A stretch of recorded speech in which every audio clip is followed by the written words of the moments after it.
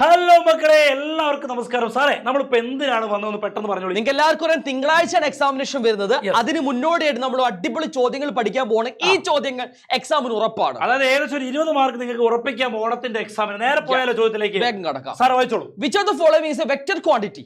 താഴെ തന്നിരിക്കുന്നതിൽ സദിശ അളവ് ഏതാണ്? നിങ്ങൾക്ക് എല്ലാവർക്കും അറിയാലോ, കൃത്യമായി ഡയറക്ഷനുള്ള ദിശയുള്ള അളവാണ് വെക്ടർ എന്ന് പറഞ്ഞാല്. ഡിസ്റ്റൻസ് നമുക്ക് ദിശ നോക്കേണ്ട കാര്യമില്ല, എങ്ങനെ പോയാലും അത് ഡിസ്റ്റൻസ് ആണ്. പക്ഷെ ഡിസ്പ്ലേസ്മെന്റ് അങ്ങനെയല്ല, നേർരേഖയിൽ അല്ലെ, സ്ട്രെയിറ്റ് ലൈൻ മോഷൻ ആണ് ഡിസ്പ്ലേസ്മെന്റ് പറയുന്നത്. അതെ.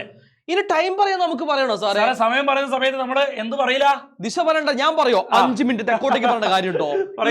ഇല്ല. മാസ് അളക്കാൻ നമുക്ക് എന്ത് വേണ്ട, ദിശ വേണ്ട കാര്യമല്ല അല്ലെ. സോ ഉത്തരം ഏതാണ്? സ്ഥാനാന്തരം അല്ലെങ്കിൽ displacement. Negative acceleration is known by what name sir? Negative തൊണ്ട എന്ത് വില അറിയപ്പെടുന്നു? എന്താണ് അറിയപ്പെടുന്നത്? ഞാൻ ഒരു ട്രിക്ക് പറയട്ടെ. സാറെ പറ്റി ആലോചിച്ചാൽ മതി. സാറ് നന്നായിട്ട് മന്തി കഴിക്കും. മന്ദീകരണം അതായത് റിട്ടാർഡേഷൻ. വളരെ പ്രധാനപ്പെട്ട ചോദ്യം, പല ആൾക്കും ഇത് അറിയില്ല. ഓക്കെ, മുന്നോട്ടേക്ക് പോവാം. Car traveling at 20 meters per second changes its velocity to 40 meters per second in 4 seconds. Calculate the acceleration of the car. 20 meters per second സഞ്ചരിക്കുന്ന ഒരു കാറ് 4 സെക്കൻഡ് കഴിഞ്ഞപ്പോ അതിന്റെ വേഗത 40 മീറ്റർ പെർ സെക്കൻഡ് ആക്കി മാറ്റിയിട്ടുണ്ട് കേട്ടോ. അപ്പൊ ത്വരണ കാണേണ്ടത്. അപ്പൊ കാറിന്റെ ആദ്യ പ്രവേഗം 20 മീറ്റർ പെർ സെക്കൻഡ് ആണ് ഇനിഷ്യൽ വെലോസിറ്റി. ഇപ്പൊ എത്രയല്ലേ പോകുന്നത്? 40-ലാണ്. സമയം എത്രയാണ്? 4 സെക്കൻഡ് ആണ്. അപ്പൊ ത്വരണം ഇക്വേഷൻ v - u / t ആണ്. അപ്പൊ നമുക്ക് നേരെ കൊടുക്കാൻ പറ്റും 40 - 20/4 വരുന്നു. അപ്പൊ 20/4 = 5 മീറ്റർ പെർ സെക്കൻഡ് സ്ക്വയർ. ഇതിന് സ്ക്വയർ ഇട്ടു. ആക്സലറേഷന്റെ ത്വരണത്തിന്റെ യൂണിറ്റ് എന്ത് വേണം? സ്ക്വയർ ഇടാൻ മറന്നു പോരുന്നു മക്കളെ. ആക്സലറേഷൻ ആകുമ്പോൾ must add square. The acceleration of a car traveling at 5 meters per second is 2 meters per second square. What will be the velocity of the car after 5 seconds? ത്വരണം തന്നിട്ടുണ്ട്. 5 metre per second സഞ്ചരിക്കുന്ന ഒരു car ആയിരുന്നു കേട്ടോ. അതിന്റെ ത്വരണം 2 metre per second square ആണ്. 5 second കഴിഞ്ഞപ്പോ കാറിന്റെ വേഗതയാണ് ചോദിച്ചിരിക്കുന്നത്. അതായത് ഇപ്പൊ കാർ എത്രയാണ് പോകുന്നുള്ളത് ചോദിച്ചിരിക്കുന്നത്. ഫൈനൽ വെലോസിറ്റിയാണ് കാണേണ്ടത്. അപ്പൊ നമുക്ക് എല്ലാവർക്കും അറിയാം, ഫൈനൽ വെലോസിറ്റി കാണാനുള്ള ഇക്വേഷൻ v = u + at അങ്ങോട്ട് കൊടുക്കുക. Initial velocity 5 metre per second ആണ്.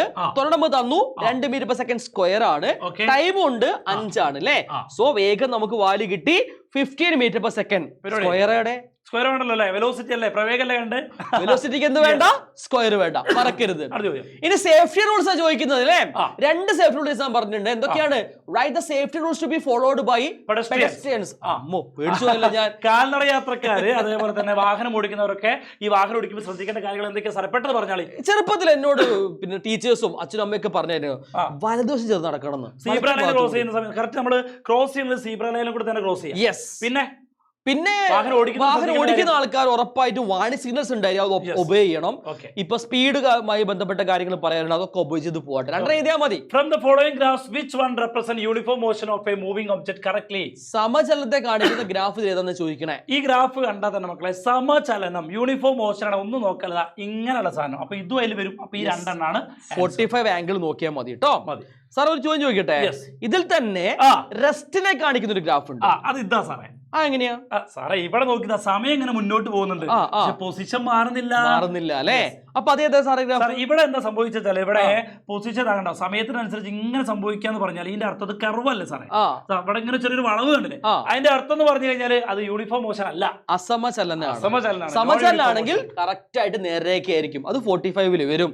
ഇങ്ങനെയാണെങ്കിൽ എന്താണ്? റെസ്റ്റ് ആണ്. അങ്ങനെയാണ് എന്താണ്? അസമചലനാണ്. ഓക്കെ.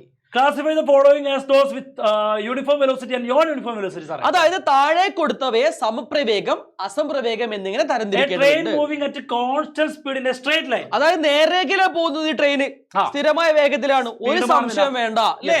യൂണിഫോം വെലോസിറ്റി യൂണിഫോം ആണ് അല്ലേ? Uniform velocity. പിന്നെ അടുത്ത സാർ വായിച്ചോളൂ. രണ്ടാമത് വായിച്ചു നോക്കുകയാണെന്നുണ്ടെങ്കിൽ എർത്ത് മോഷൻ അറൌണ്ട് സൺ, സൂര്യൻ എന്ത് ചെയ്യുന്നു? ഭൂമിക്ക് ചുറ്റും കറങ്ങുന്നുണ്ട്. അത് എന്ത് ടൈപ്പാണ് ചോദിക്കുന്നത്? ഉറപ്പായിട്ട് മനസ്സിലാക്കി വെക്കുക. അത് ഇങ്ങനെ കറങ്ങിക്കൊണ്ടേയിരിക്കുകയാണ് അല്ലേ. അപ്പൊ എന്താ സാറേ വരിക? അത് നോൺ യൂണിഫോമിലാണ് വരുന്നത്. എന്താ അങ്ങനെ വരാൻ കാരണം?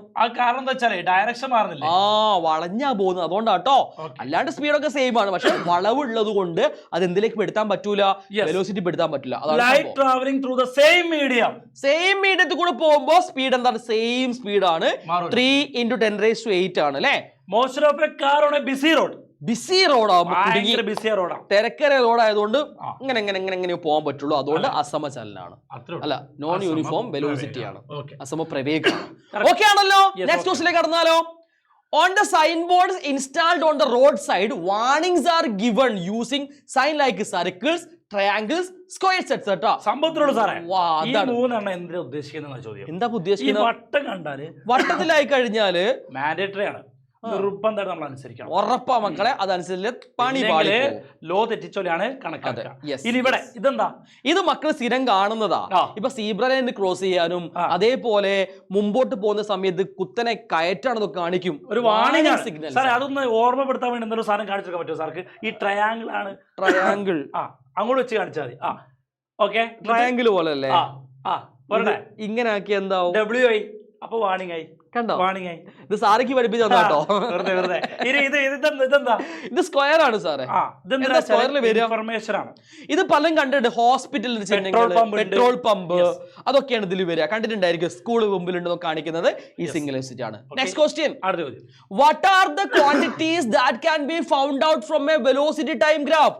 ഒരു പ്രവേഗ സമയ ഗ്രാഫിൽ നിന്ന് കണ്ടെത്താൻ കഴിയുന്ന അളവുകൾ എന്തൊക്കെയാണ് ചോദിക്കുന്നത്? മക്കളെ, ഒരു വെലോസിറ്റി ടൈം ഗ്രാഫ് നിങ്ങളുടെ കയ്യിലുണ്ടെങ്കിൽ ഇങ്ങനെയാണ് വിചാരിച്ചോളൂ സാറേ. അപ്പൊ നമുക്ക് ഇങ്ങനെ ആക്കിയിട്ട് ഇതിന്റെ ഏരിയ കണ്ടു വിചാരിക്കും. ഏരിയ പരപ്പളവ് കണ്ടാൽ നമുക്ക് എന്താ കിട്ടുക? ഡിസ്പ്ലേസ്മെന്റ് കണ്ടുപിടിക്കാൻ പറ്റും. ഇനി വേറെ തരം കാണാൻ പറ്റും ഇതിൽ നിന്ന്.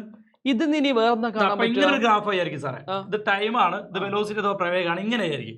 അപ്പൊ ഇതിന്റെ സ്ലോപ്പ് കണ്ടാൽ എന്താ കിട്ടുക? ഇതിന്റെ സ്ലോപ്പ് കണ്ടാൽ നമുക്ക് കിട്ടുക എന്ന് പറഞ്ഞാൽ ആക്സിലറേഷൻ അല്ലേ? ആക്സിലറേഷൻ കിട്ടും. മനസ്സിലായോ? ഒരു സിംഗിൾ ഗ്രാഫ് രണ്ട് കാര്യങ്ങൾ നമുക്ക് കണ്ടുപിടിക്കാൻ സാധിക്കുന്നു. മനസ്സിലാക്കി വെക്കുക, രണ്ടും പ്രധാനപ്പെട്ടതാണ്. ഇത് രണ്ടുമായി ബന്ധപ്പെട്ട ലൈവിൽ നമ്മൾ സംസാരിക്കുന്നുണ്ട്. സോ ഇന്നത്തെ ലൈവിൽ എല്ലാവരും വരണം, നമുക്ക് അടിപൊളിയാക്കേണ്ടിട്ടുണ്ട് കേട്ടോ. Formulate the definition of distance and displacement. ദൂരത്തിന്റെ നിർവചനം എഴുതാൻ. എന്താ distance? Total path length covered by a body. അതായത് സഞ്ചരിച്ച പാതയുടെ ആകെ നീളം. ഇനി എന്താ displacement? The shortest distance between initial and final position. അല്ലെ, ആദ്യ സ്ഥാനം അന്ത്യസ്ഥാനം നമ്മൾ ഏറ്റവും കുറഞ്ഞ ദൂരം, അതിന് വിളിക്കുന്ന പേരാണ് ഡിസ്പ്ലേസ്മെന്റ്, സ്ഥാനാന്തരം. ക്ലിയർ ആണല്ലോ? In which case distance and displacement are equal? എപ്പോഴാണ് സ്ഥാനാന്തര ദൂരം എപ്പോഴും ഈക്വൽ ആവുക? When the object is moving in a straight line. നേർരേഖയിൽ പോവാണെങ്കിൽ എന്തായിരിക്കും? ഇങ്ങനെ പോകണം. ഇങ്ങനെ പോവുകയാണെങ്കിൽ സ്ഥാനാന്തരവും അതേപോലെ തന്നെ ഡിസ്റ്റൻസ് അഥവാ ദൂരവും എന്തായിരിക്കും? ഈക്വൽ ആയിരിക്കും. ഡിസ്റ്റൻസും ഡിസ്പ്ലേസ്മെന്റ് ഈക്വൽ ആയിരിക്കും. ഇത് വളരെ പ്രധാനപ്പെട്ട ചോദ്യമാണ്, പല ആൾക്കാർ ഇത് അറിയത്തില്ല, ഇപ്പൊ മനസ്സിലാക്കി വെക്കാം. Next question. Calculate refractive index of glass. ഗ്ലാസിന്റെ അപവർത്തനം കണ്ടുപിടിക്കുക. അപ്പൊ ഇക്വേഷൻ പഠിച്ചൊക്കെ C/V ആണ്.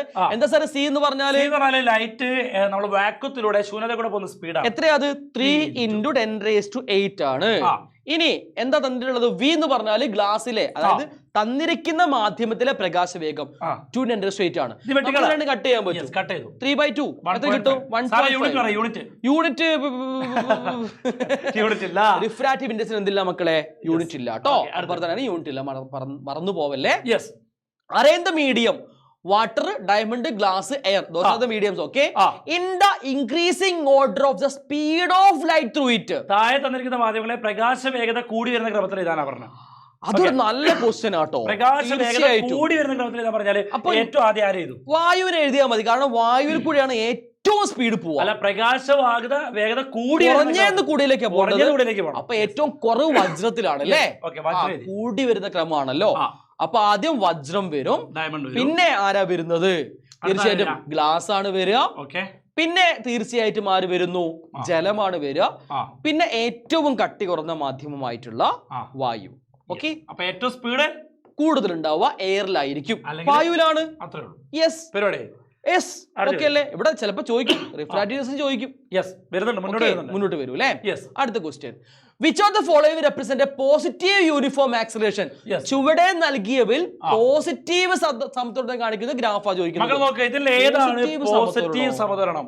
Uniform acceleration, velocity time graph ആണ് അല്ലേ? ഇതാണോ? ഇവിടെ വെലോസിറ്റി മാറുന്നില്ല സാറേ, അതുകൊണ്ട് അത് ത്വരണം ഉണ്ടാക്കുന്നില്ല. ഇവിടെ വെലോസിറ്റി താഴോട്ടേക്കാ പോകുന്നത്. അപ്പൊ അത് നെഗറ്റീവ് സമത്വരണമാണത് അല്ലേ? അപ്പൊ ഉറപ്പിച്ച് അത് തന്നെ കയറി മുകളിലേക്ക് പോകുന്നുണ്ടെങ്കിൽ അതാണ് എന്ത്?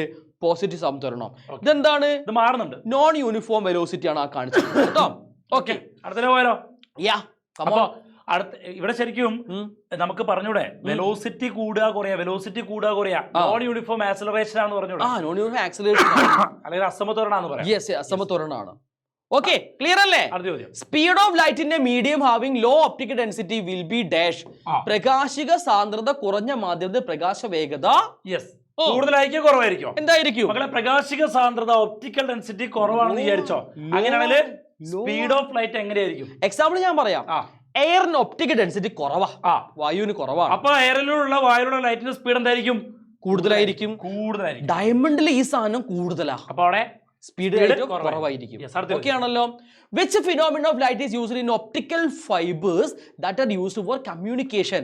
വാർത്താവിനിമയ രംഗത്ത് ഉപയോഗിക്കുന്ന ഒപ്റ്റിക്കൽ ഫൈബർ പ്രവർത്തന തത്വം തീരെ സംശയം വേണ്ട. ടോട്ടൽ ഇന്റേണൽ റിഫ്ലക്ഷൻ അഥവാ പൂർണ്ണാന്തര പ്രതിപത്രം. മറന്നു പോകണ്ട കേട്ടോ.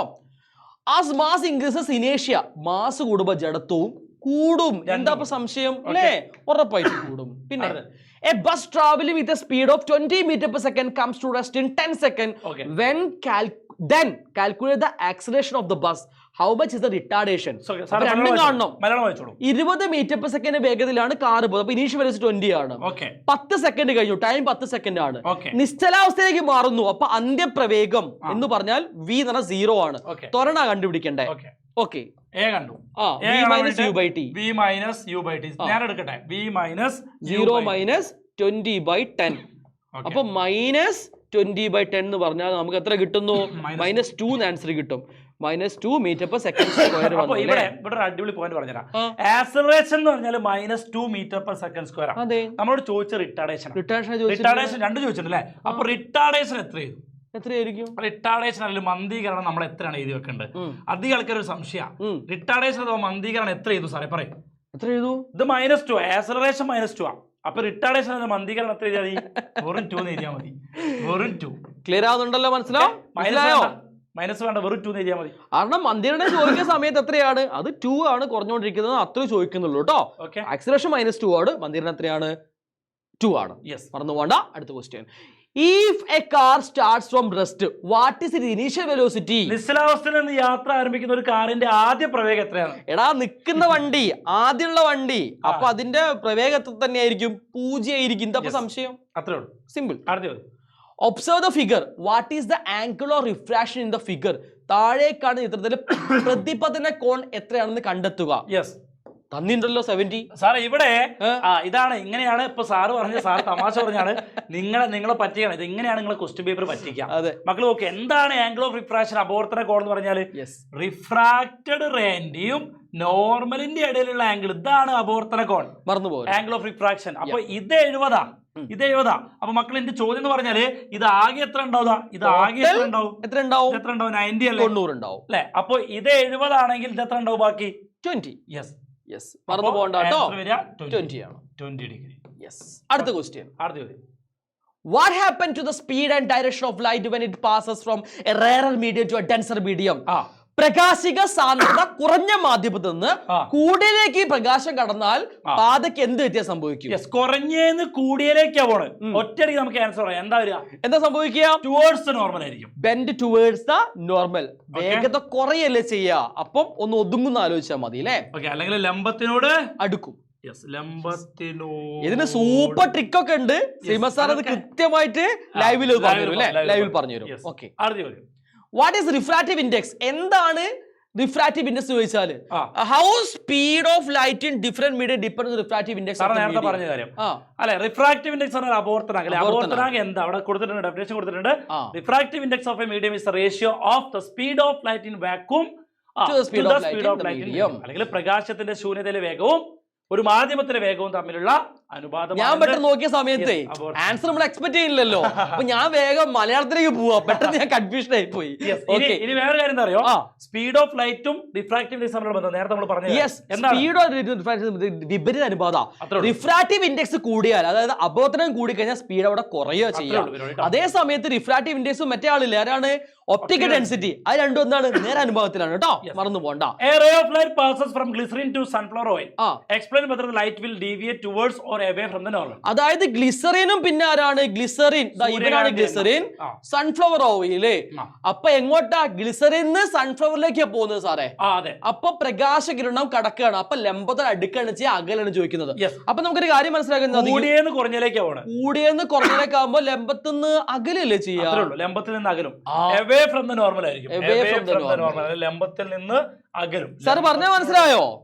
റിഫ്രാക്റ്റീവ് ഇൻഡെക്സ് കൂടിയെന്ന് എങ്ങോട്ടേക്കാ, കുറഞ്ഞിലേക്കാണ്. അപ്പൊ കൂടിയെന്ന് കുറഞ്ഞിലേക്കാകുമ്പോ അകന്നു പോവാണ്. ഡീറ്റെയിൽ ആയിട്ട് നമ്മൾ ലൈവ് പറയും, ഒന്നുകൊണ്ട് പേടിക്കണ്ട.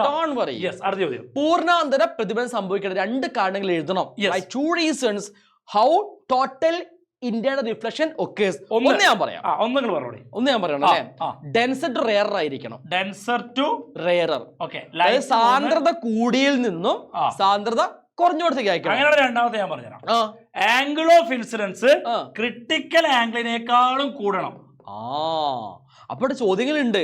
ഗ്ലാസിന്റെ ക്രിട്ടിക്കൽ ആംഗിൾ 42 ഡിഗ്രിയാണ്. അതേ സമയത്ത് വാട്ടറിന്റെ ക്രിട്ടിക്കൽ ആംഗിൾ 48.6 ഇത് 2 ചോദിക്കും. 1 മാർക്ക് ക്വസ്റ്റ്യൻ ചോദിക്കാറുണ്ട് കേട്ടോ.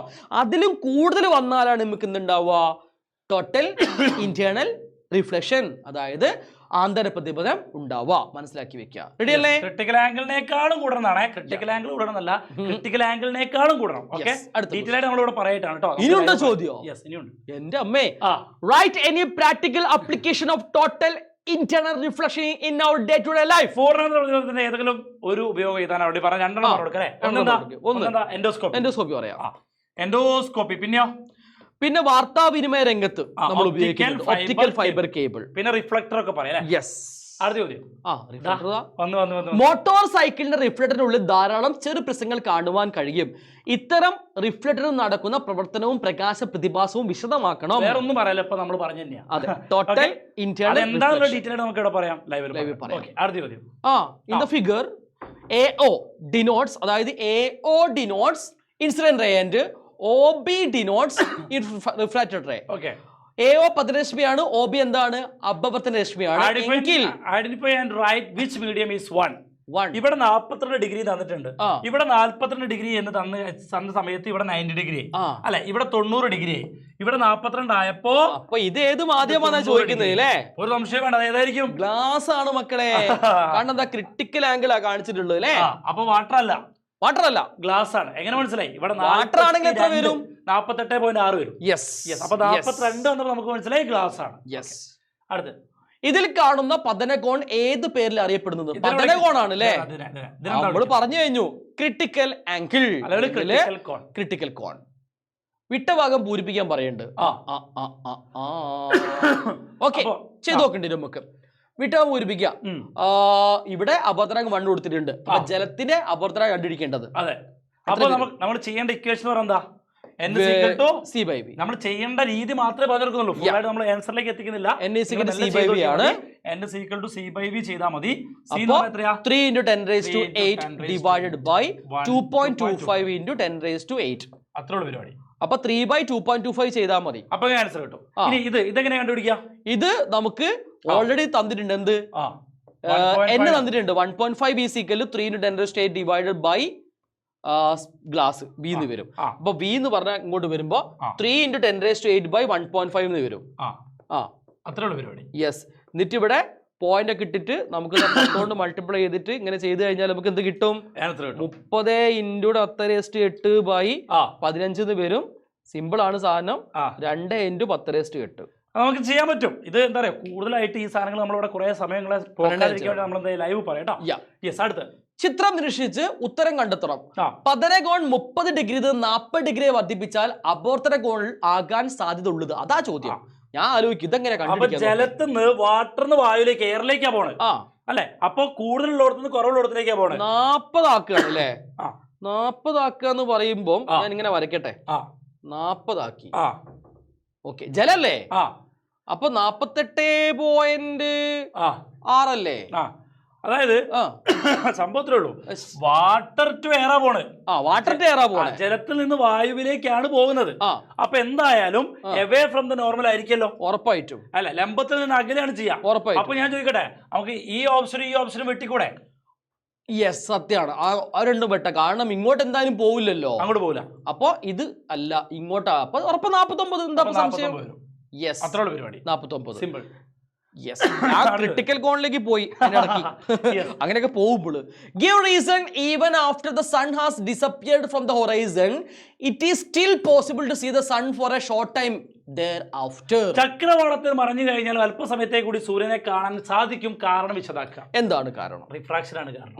അല്ലെ, എന്ത് റിഫ്രാക്ഷൻ? അറ്റ്മോസ്ഫിയർ റിഫ്രാക്ഷൻ, അല്ലെങ്കിൽ അന്തരീക്ഷ അപവർത്തനം. ഇത്രയാണ് 30 ചോദ്യങ്ങൾ. ഏറ്റവും ഇമ്പോർട്ടന്റ് ആയിട്ടുള്ള ക്വസ്റ്റ്യൻസ് ആണ്. എല്ലാവരും പഠിക്കണം. തീർച്ചയായിട്ടും ചോദിക്കും. യെസ്. അപ്പൊ നമ്മളെ ലൈവ് എന്നാണ് വരുന്നത് വെച്ച് കഴിഞ്ഞാൽ എല്ലാവരും കൃത്യം 7 മണിക്ക് നമ്മുടെ ലൈവ്. ഇനി നിങ്ങളെ ഓണത്തിന്റെ എക്സാം ആയിട്ട് ബന്ധപ്പെട്ടുള്ള ഒരു ലൈവ് ഞായറാഴ്ച അല്ലെ, ഞായറാഴ്ച വൈകുന്നേരം 7 മണിക്കും അതുപോലെ തിങ്കളാഴ്ച ഉണ്ട് അല്ലെ, എല്ലാ രാവിലെ 6 മണിക്കാണ്. യെസ്. അപ്പൊ നമ്മുടെ ചാനലിലുള്ള എല്ലാ ലൈവുകൾക്കും എന്ത് ചെയ്യാം, നന്നായിട്ട് വാച്ച് ചെയ്ത് കൊടുക്കുക. അപ്പൊ ഇന്നും നാളെയും മറ്റന്നാളും ഒക്കെ ലൈവ് ഇങ്ങനെ നടന്നുകൊണ്ടിരിക്കുകയാണ്. അപ്പോൾ ബാക്കി നമുക്ക് എന്ത് ചെയ്യാം, ലൈവിൽ കാണാം. എല്ലാവരും ഫ്രണ്ട്സിന് കാണാൻ വേണ്ടി ഈ വീഡിയോ ഷെയർ ചെയ്ത് കൊടുക്കുക. Very important. ബൈ.